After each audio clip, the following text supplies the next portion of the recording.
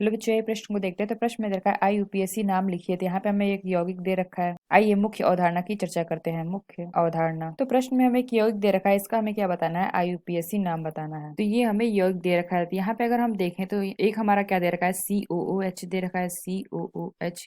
तो ये हमारा क्या है, कार्बोक्सिलिक अम्ल। और एक हमें क्या दे रखा है, डबल बॉन्ड O।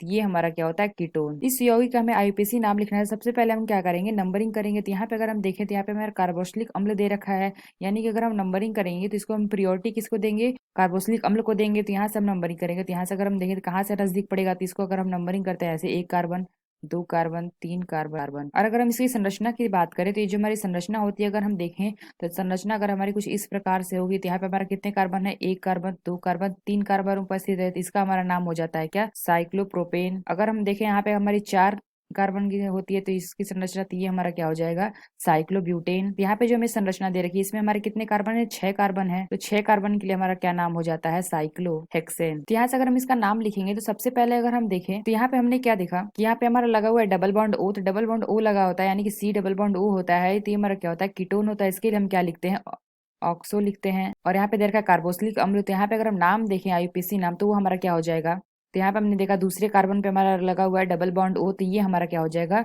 दूसरे कार्बन पे लगा है तो 2 ऑक्सो।